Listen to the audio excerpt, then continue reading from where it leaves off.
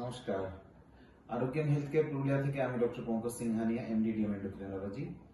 আজকে বেশ অনেকদিন বাদে আপনাদের সাথে কথা বলার সুযোগ হয়েছে।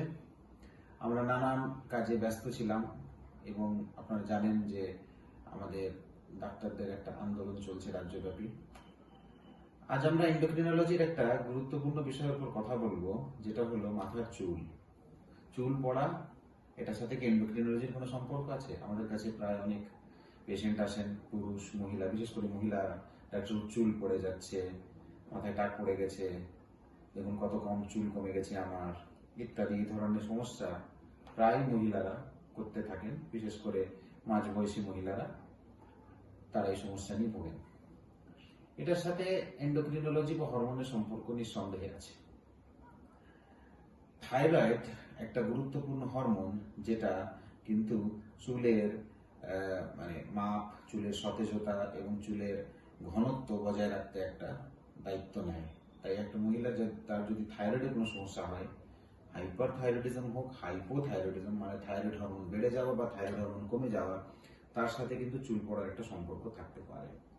এবং বহু ক্ষেত্রে দেখা গেছে যে থাইরয়েড হরমোনের বা থাইরয়েড রোগের উপযুক্ত চিকিৎসা করলে কিন্তু আবার আগের মতন কিছুটা চুল সামলানো যায়।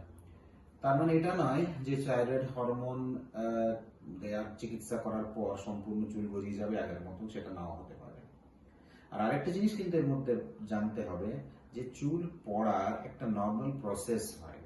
চুল গজায়, বাড়ে এবং তারপরে ঝরে। এই প্রসেসটা একটা সাইকেলের মতন চলে, চুলের সাইকেল, হেয়ার সাইকেল। তাই একটা মিনিমাম সংখ্যায় চুল প্রতিদিন পড়াটা কিন্তু একটা নর্মাল স্বাভাবিক ব্যাপার। তাতে কিন্তু আপনারা বিরত হবেন না।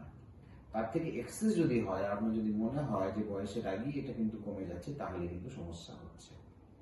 এছাড়াও অ্যান্ড্রোজেন বলে একটা হরমোন হয়, যেটা কিন্তু পুরুষদের ক্ষেত্রে বেশি হয়, মহিলাদের ক্ষেত্রে কম হয়।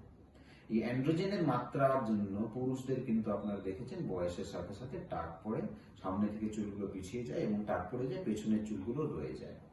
এই অ্যান্ড্রোজেন জাতীয় কোনো সমস্যা যদি মহিলাদের হয়, যেমন পলিসিস্টিক ওভারি সহ অন্য অ্যান্ড্রোজেনের প্রবলেম, তাহলেও কিন্তু চুল কমতে পারে এবং পুরুষদের মতন একটা টাক পড়তে পারে, যেটাকে আমরা মেল প্যাটার্ন বল্ডনেস বলি। মানে সামনে থেকে চুলগুলো পিছিয়ে যাচ্ছে আর এখানে চুলের ঘনত্ব কমে যাচ্ছে।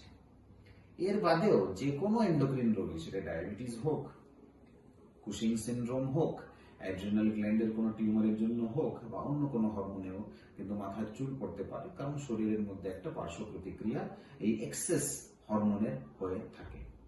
তাই আপনাদের যদি চুলের সমস্যা হয়েছে আর আপনারা যদি আপনার স্কিনের ডাক্তার দেখাচ্ছেন, তাহলে দয়া করে আপনার স্কিনের ডাক্তারকে এই প্রশ্নটা জিজ্ঞেস করবেন যে আপনার চুল পড়াটা কি কোনো হরমোন সংক্রান্ত প্রবলেমের জন্য হচ্ছে, এবং কিছু সাধারণ হরমোন জাতীয় টেস্ট করে কিন্তু আপনারা এই চুল পড়ার সমস্যা থেকে নিদান পেতে পারেন। ধন্যবাদ।